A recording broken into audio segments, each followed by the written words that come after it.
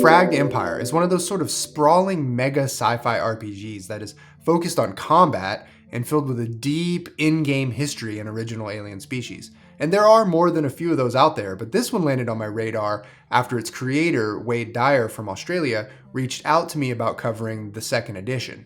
In a nutshell, this game takes place tens of thousands of years in the future in our galaxy, where humanity has died off long ago, but not before creating successor species called Archons, who in turn created dozens, if not hundreds, of new species. One of those species started a war and shook all of civilization to its core, and now a loose conglomeration of post-human species, all genetically engineered, have started to rebuild something resembling a galactic civilization. After reading through this new edition of the game, I wanted to walk you through Fragged Empire 2 and highlight just why I think this really is a sci-fi RPG classic. At the time of this recording, Fragged Empire 2 is available to back on Kickstarter. I'll leave a link below to where you can read the highlights and consider backing the project yourself. One note I had about this video is that it was commissioned in a promotional capacity, but Wade had zero input on my editorial content. As I do with all my videos, I include my honest pros and cons at the end. Another note about this video is that I'm showing you an advanced copy of the second edition that has not yet been edited and has unfilled page number citations in the text and some other unfinished bits. Needless to say, when this game is eventually sent to backers and made commercially available, it will be in a completely finished and polished form. I guess the first question is, what's the difference between the first edition and this second edition? To make a long story short, it's the game's mechanics and content on the rules side of things, which I think is great and well worth the price of admission if you were already a fan who owned the original books. All these changes reflect years of feedback from players and a lot of careful thought, and you can just tell it's a better, more refined game in the second edition. But I think the part of this game that shines equally both in the first and the second edition is the backstory of the setting. The game is split into two books, the lore and the rules. I'm going to go through the lore book first because it's recommended that you start there. It's really the only way the rules book makes any sense. So when you first read the timeline at the beginning of the lore book, you're immediately hit with a pretty striking feature of the setting. And it's that humanity is long dead. Our species had attained immense power through technological advancement and began playing God with genetics, creating entirely new species almost for the fun of it.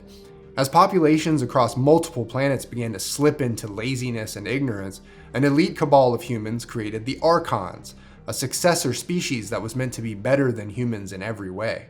But the Archons, over several thousand years, ended up making the same mistakes as the humans, playing God with different species of sentient and non-sentient species. And these were species given their own planets to manage in a lot of cases, so some pretty large-scale stuff. The Archons ended up creating a species called Exion, which they hailed as the perfect species. By the way, the game's author describes 8 distinct playable species, but Exions are not one of them. Their description is left up to you. The Archons made only 12 Exions, and 11 of them were killed out of spite and jealousy. The one single Exion that was able to escape did so into uncharted space and returned a couple of centuries later with an army of billions and an armada of ships and actually wipes out all of the Archons, every last one of them. This single creature, again, whose description is left up to you, wages a massive galaxy-scale war against the myriad species that the humans and Archons had basically seeded across countless planets. It gets a little complicated because there are a couple more hostile species that enter the fray, but ultimately the Exion is forced to retreat, and all across the charted galaxy, a loose peace is established amongst this potpourri of wildly different species. At this point, maybe 15 or 20,000 years in the future from now, humanity is little more than a myth, and even their legacy of Archon-created species is a degree removed from them. The setting doesn't span the entire Milky Way, not by a long shot. You're given a chunk of the galaxy in which there are a handful of star systems described. Faster than light travel is not common, but as a player, you and your crew have access to it, usually. FTL travel comes in two forms. Jump gates that utilize ley dust, a sort of ethereal dust that started permeating the galaxy recently, or the direct utilization of ley dust by a starship's jump drive. Each hex in this map represents 4 to 8 days of jump travel, so you can't just zip from one end of known space to the other. There are several main star systems that each contain a number of well-described planets. The Haven system is very much the most prominent one in this setting, since it is where a lot of species have converged in a peaceful coexistence. A peace with many caveats, of course. But systems like Kasif contain a lot of planets and moons where you can experience all kinds of things like battles, exploration, and intrigue. Going hand in hand with the intense setting history are the species described. Every last one of them is genetically engineered, and some of them have evolved beyond their original design. The Vargardi have organized themselves into a single consumeristic corporation and represent a major power in the setting, especially in the Haven system. They have a passion for order, risk mitigation, and economic growth. And they come in several subtypes, including the so-called suits. Suits make up about 2/3 of the species, and they are the team players of the corporation, which itself is more or less an interplanetary cartel with its hands in every conceivable mercantile venture. Socialites are a somewhat rarer subtype of Vargardi, who are best described as social influencers. I found it pretty entertaining that an RPG would have an entire playable archetype that is an influencer. I think that would be pretty fun to roleplay. The somewhat awkwardly named Neon Hunters are almost like the rebels of the corporate structure, but who have members at the very highest levels of power in the corporation. They tend to work and live on spacecraft as freelance haulers and mercenaries. Flesh robots are treated only as NPCs, but they are essentially a whole class of organic robot life form that may or may not have problems with gaining sentience. Definitely some Blade Runner vibes here. The Vargardi were originally created by the Archons and named after the planet that they were plopped on, Varg Sphere. But over time, most of them left and found greener pastures in the Haven system and founded the corporation. Those who were left behind and those who chose to stay behind held on to their original legacy and called themselves Vargartians. They have nothing to do with the corporation and tend to be excellent resource managers on the barren world of Varg Sphere, organizing themselves into distinct clans. Kaltorans were another creation of the Archons and were greatly favored by them. This made them an especially high-value target by the Exion. They were brutally erased from existence, at least most of them, but they managed to survive and live in exile for 70 years before emerging back into the greater galactic melting pot. One of the natural gifts that the Archons had bestowed upon them was genetic memories, the involuntary ability to recall the knowledge and experiences of their ancestors. This ends up being bad because they all have to relive the horrors of the war and the long exile, but good because they can remember how to use and even create technology lost to all the other species. Rascals are a small contingent of Kaltorans who do odd jobs and try to live a fun and interesting life. Actually, this need for a good, full life of fun experiences is shared across all Kaltoran subtypes because they're all trying to replace the bad genetic memories with good ones for their successors. Watchers are the ones who stayed behind in the massive underwater hub cities where Kaldorans retreated during their exile. They keep that aspect of their species alive, scraping by with aquaponic farms and deep-sea fishing apparatus. 1 in 4 Kaldorans is a pioneer, a name that describes them exactly.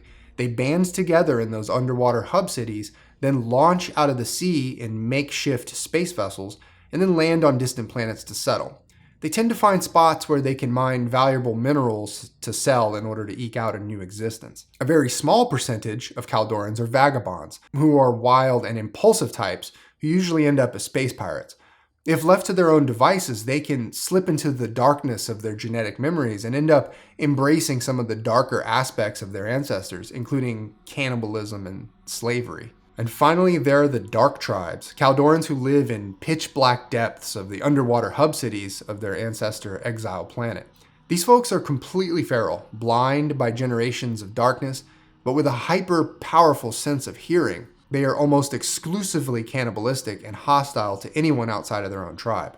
The Legion, check out that awesome art. The Legion was created by the Archons originally as a docile species, but soon after the Great War started, the Archons hastily reworked their genetics to become a warrior species. This rushed production only lasted for a couple of years before the Archons abandoned them, but the Legion continued fighting Exion forces wherever they could find them, and ended up settling on an Arctic planet. When they were eventually rediscovered by the corporation, they were given a new purpose as hired mercenaries, for any of those who chose to leave their cold planet. Auxilias make up about 1/5 of the Legion. They are officially recognized mercenaries who are hired out by the Legion's central government to others. The central government, by the way, is a military dictatorship organized like the military of ancient Rome, with a consul commanding a branch of military, and imperators, legates, tribunes, and centurions, and the like. Exilias are not really any different genetically, but socially, they are outcasts who left their home planet without authorization. They often find themselves as mercenaries as well,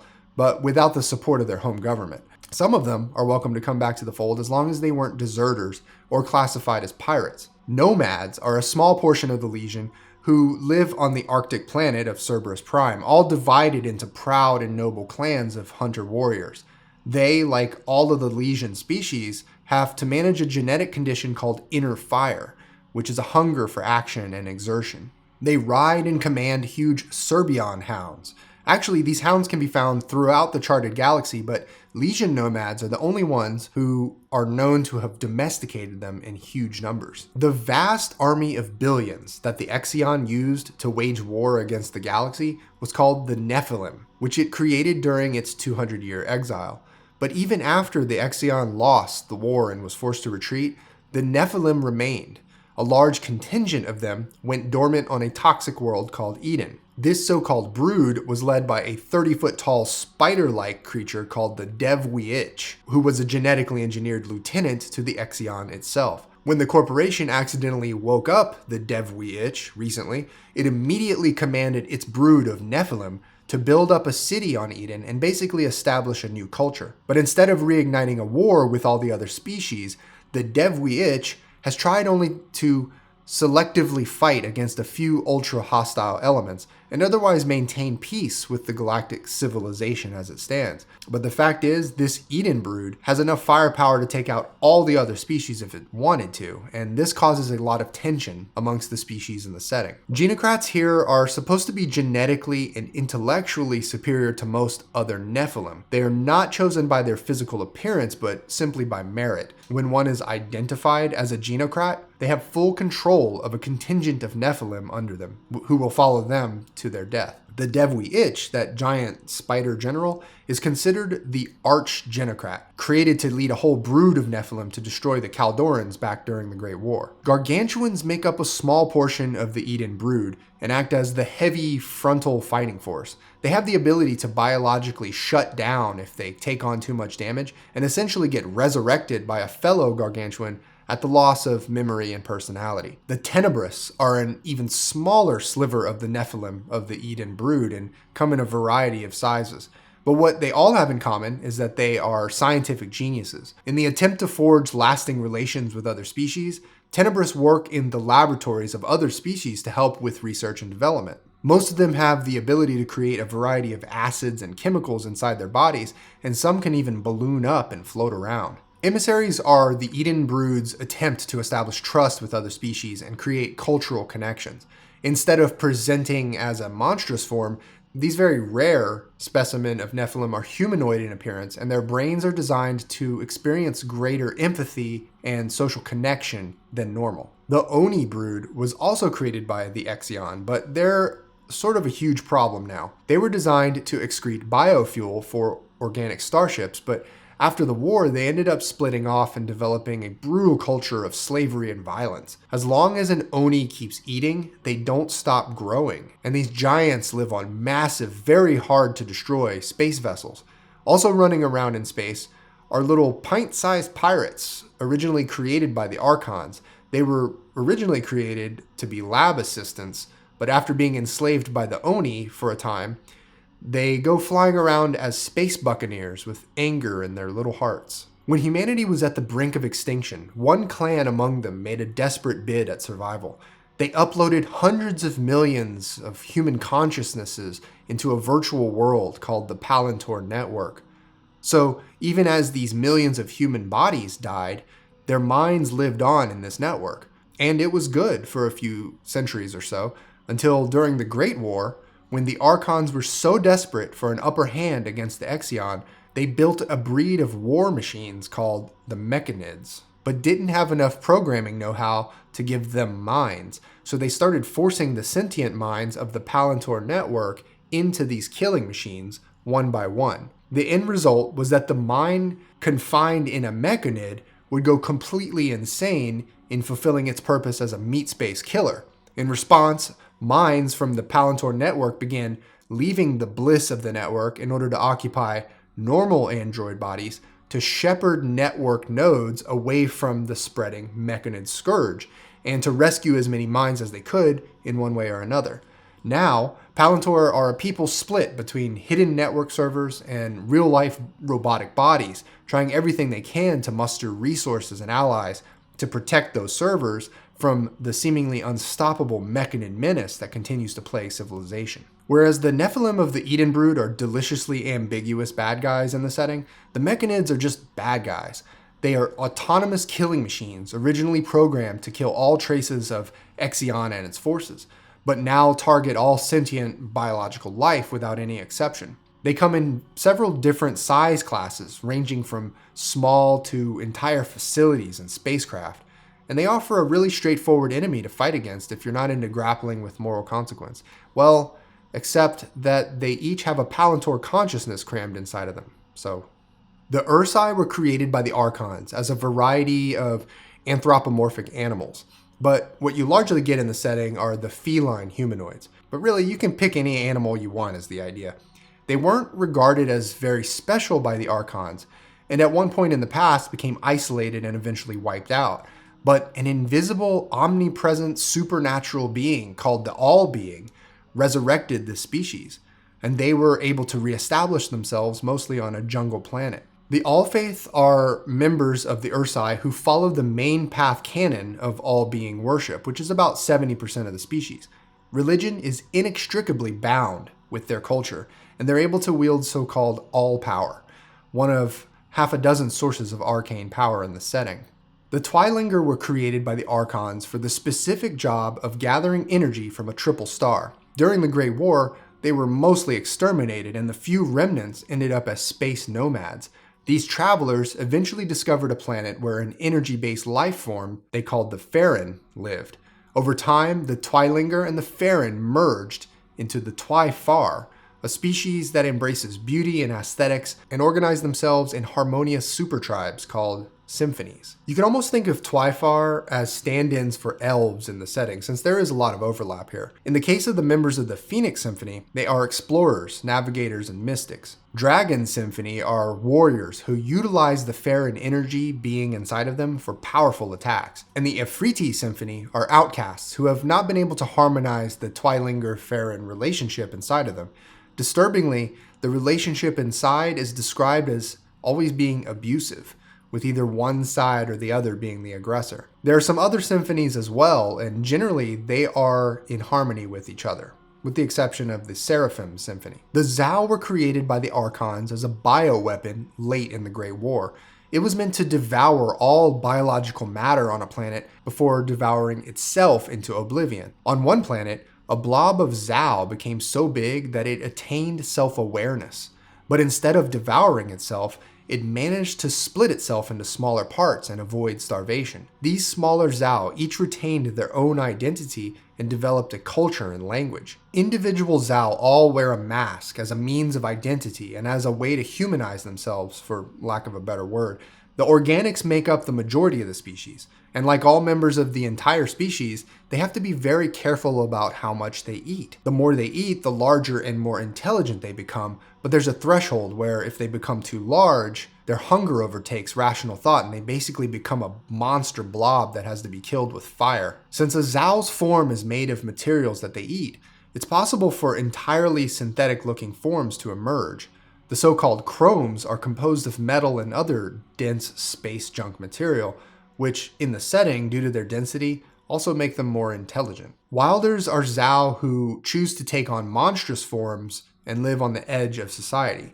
They still wear masks because they consider them to be part of the Zhao's original heritage, but they generally avoid integration into mainstream culture. I won't get too lost in the weeds on all the location descriptions at the end of the lore book, but I will say that generally, there is enough here to establish a very convincing foundation of a small, budding galactic civilization. Each segment of the main map is basically broken out and described, and what you're ultimately given is a huge list of plot hooks and adventure seeds. I think like with all huge, sprawling space settings that have the capability to support a space opera type of campaign, you just need to zero in on one planet or star system and focus on that for a while. There's no practical way to take in the information of 50 to 70 planets and just allow players to jump wherever they want to go during a session. Fortunately, anywhere you want to zoom in on this setting has a lot of great detail, a mix between how it was impacted by the Great War and how the cast of species interact with it now. To be honest, you could play an entire campaign on a single planet, even though there is plenty of rules infrastructure for a galaxy-spanning adventure. Varsphere, for example, is the planet where many Vargardi left to form the corporation, but left behind is a contingent of their species who work the dusty soil. You could come up with endless scenarios here, the most obvious being that the corporation has returned to exploit the planet, and the locals have something to say about that. With the 8 main playable species, you have 8 deep backstories and at least 8 home planets to work with. The second book of Fragged Empire covers the rules of the game, but it starts you off with character creation. Let me just say up front here that this game is on the crunchier side of the spectrum and puts heavy emphasis on combat, both personal and spaceship. When cobbling together your party, the book tells you in no uncertain terms that you should have at least 1 PC with the medicine skill for healing, and at least 2 PCs with weapons that can deal a certain amount of damage, including splash damage. That's just the kind of game it is. You start by choosing your species, and that comes with its own bonuses and features. Then you distribute 18 points across your 6 core attributes, which are strength, reflexes, mobility, focus, intelligence, and grit. It actually says in the book that these core stats really are mostly for combat. As far as skills, you start with 6 primary skills, 2 personal combat skills, and 2 spacecraft combat skills. All skill rolls are the sum of 3d6 plus or minus modifiers. You're trying to meet or beat a target number that is by default 12.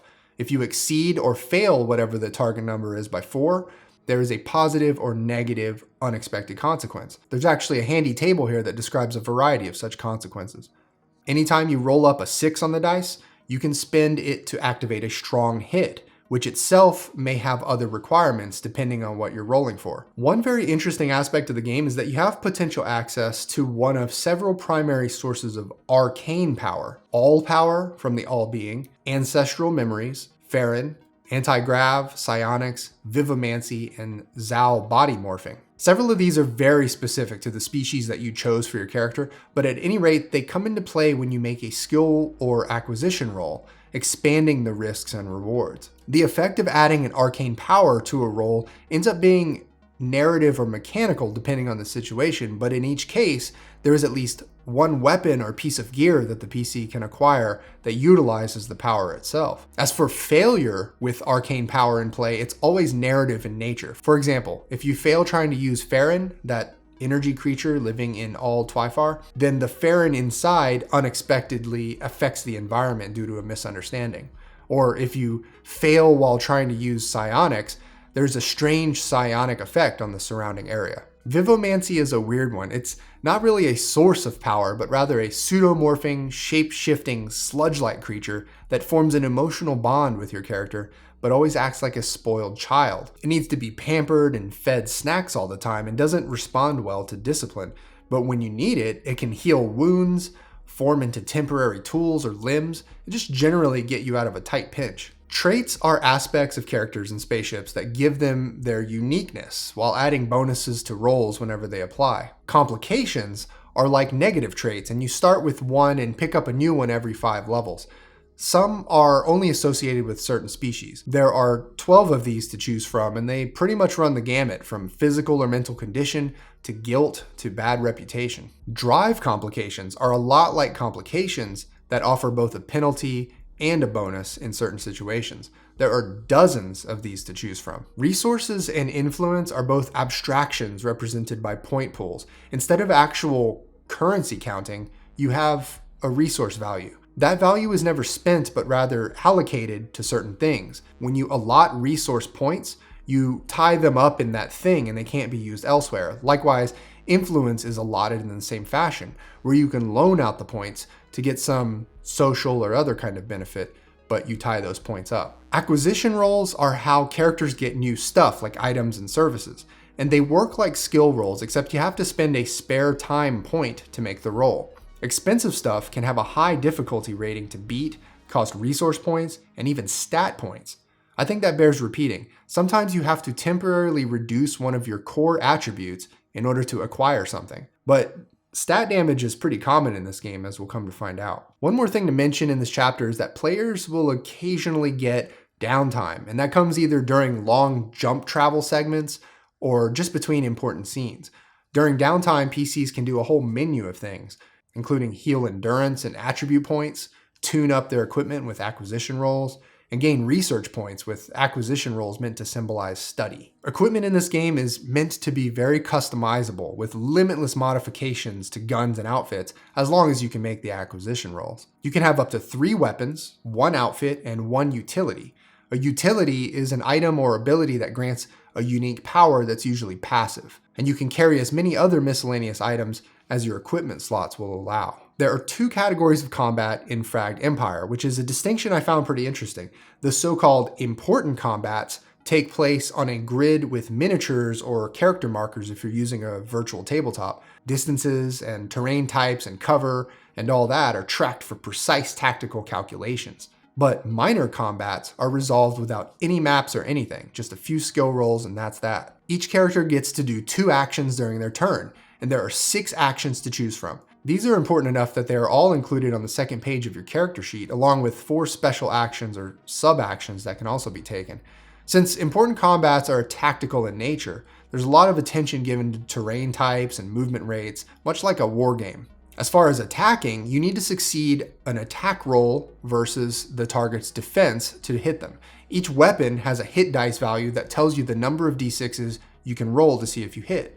You also add any hit bonuses that come with the weapon and subtract a range penalty if it applies. There are also other modifiers. If you meet or beat the target's defense number, you deal damage to their endurance point pool equal to the endurance damage listed for your weapon. If you reduce them to 0 endurance in a hit, they suffer a type of strong hit called a critical hit. Ammo in Fragged Empire 2nd edition is referred to as munitions, and each weapon starts combat with 3 munition. You can spend munition points to gain bonuses on attacks. It's like overcharging an attack. If you're reduced to below 0 endurance, you basically start to take core attribute damage, and this is great. I love that a character's very core essence can erode in combat. If any attribute reaches -1, you're in a state of bleeding in which you suffer 1d6 to a random attribute each turn until you're tended to, and this stacks. This also applies to spaceships. If your spaceship has a -1 on any of its attributes, it's considered to be on fire until a damage control system check is successfully rolled. If any attribute reaches -5, your character is dead. There are copious examples in the book of how combat works, and I think any wargamey type of role player would feel right at home here. One major component of Fragged Empire is its treatment of spacecraft. All parties start with one, even though they are expensive in-game. You just get a freebie at the beginning, that's the way it is. And the stats and traits that define a spaceship pretty much make it an NPC at the table that players control. Creating a spaceship is about as involved as creating a character, and similar in a lot of ways. You first choose a build, which is akin to a character's species.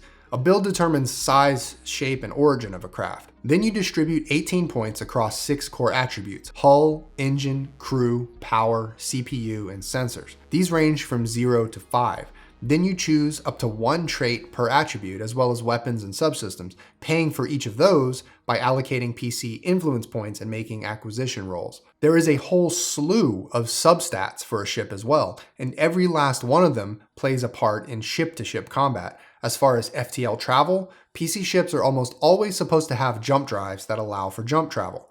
There is a pretty involved sequence of actions here on the right that players take to make a jump that injects risk into any attempt, but an optional rule just makes jump travel safe so you can bypass all of that. Here's a glimpse of some of the body types for ships.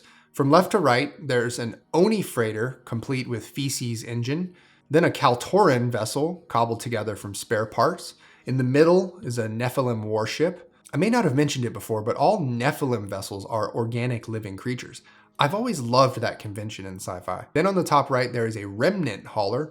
Remnants are the Ursai, or animal people. And on the bottom right is a Twifar deep space explorer. Here on the top left is a Legion gunship. Bottom left is a corporate luxury vessel. In the middle is a corporate freighter. The top left is a Palantir Corvette. The Palantir are the ones partially trapped in the network as digital mines. They have access to a lot of extremely advanced technology, but they try not to share it too much because otherwise they'd lose all their bargaining chips. Finally, on the bottom right, there's a Mechanid Hunter. Spacecraft fights in this game are all supposed to be one-on-one battles. Each battle is turn-based like personal combat, and there are 2 phases. Within those phases, each player gets to attempt one system skill roll. Only very seldom is a spaceship destroyed in combat, since in the setting, propulsion systems are so robust that ships can often just jump away. The first phase of space combat allows for the attempt of maneuver, full burn, or directing of crew that allows a phase 2 action with a penalty. Phase 2 actions include 9 different possible ship actions that make up the bulk of combat itself. I consider this right in the middle in terms of complexity. It's one of those combat systems that could eventually become second nature, but you really have to get accustomed to these 12 ship actions first. The GM can throw in things like physical or sensor obstructions and even gravity fields that allow spacecraft some movement advantages. There's no stone left unturned with these combat examples. What you're getting here is a pretty fleshed out space combat game inside of an RPG. The GM section unpacks a lot of the aspects of Fragged Empire that make it special, like all the unanswered questions of the setting, of which there are a fair number, and the types of campaign styles that you can play, ranging from Space Marine to Space Explorer to Detective, Survival Horror, or Space Opera, and the random star systems generator that allows you to make millions of possible systems. The prominent threat table on the far right there can also help to inspire the start of a session or campaign. There are a couple of pages on homebrewing that I thought were interesting. You can reduce the complexity and lethality of the game with these optional rules, among other things. The example Antagonists section provides a number of enemy NPC stat blocks to use for combat. There are 10 pages of stats here covering 40 or 50 different enemy archetypes, so it's pretty much everything you need. The final section of the rules book contains nearly 60 pages of tables that all pertain to various aspects of the rules. Most of these tables are super handy, and it would seem like they would be perfect to mount on the back of a GM screen, but there are just too many to fit on a screen of any size. You just end up needing to keep this book on hand and maybe have a list of tables so you can find the one you need quickly, like a table of contents of tables. Alright, here are my thoughts on Fragged Empire 2nd Edition. Complex backstory. To get buy-in from players with a game like Fragged Empire, they really need to be familiar with the large strokes of the game's setting. And the more invested they are in the details and the history, the better informed their roleplay will be. Since the backstory on this game's setting is so unique, there's no winging it. It's not generic science fiction, so players need to be a bit proactive before session 1. Optional rules. When it comes to all the optional rules, which are at least mercifully consolidated into a single list at the end of the rules guidebook, you can end up with a fair bit of non-standardized play of going from one GM to another. This is really sort of an edge case though, since it's most likely that once you find a group to play Fragged Empire with, you'll be with them for a while. But still, the wide array of available rules tweaks right there on the table could lead to some choice paralysis for GMs. Pros. Intriguing history and species. This is my favorite aspect of Fragged Empire. The full and complete demise of not only humanity, but their successors, the Archons, is darkly realistic to me. They played a dangerous game of creating new species as if they were gods, and it all caught up with them. And the resulting panoply of species, both playable and non-playable, have just the right amount of variety and strangeness without coming off as pointlessly gonzo or ridiculous. All of the species seem both plausible and original, and originality in the world of sci-fi settings is pretty hard to pull off these days. Ambiguous details. The author of this game describes most things all the way through, but he leaves it up to the GM to fill in some of the blanks. One of my favorite places where he does this are the Exion being anything that you want it to be. The sole remaining specimen of this mostly short-lived species is one of the 2 or 3 most important NPCs in the game's setting, and the GM can make them look like anything they want.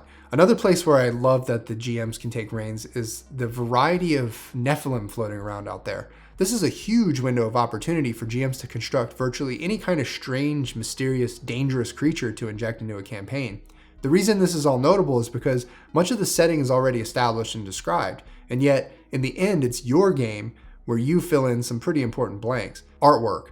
I hate to say it, but a lot of wildly imaginative and original work in the RPG space goes by the wayside because the artwork doesn't sell the idea.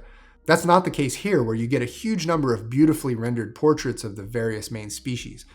The amount and quality of these illustrations really reach a threshold for me that successfully creates the setting that the words are describing, at least in my opinion. Robust rules for epic campaigns. I mean, let's be honest, this is not a game for one-shots. You pretty much need a session 0 to spend planning and coordinating everyone's character builds and the ship build and the type and tone of adventure you all want to have.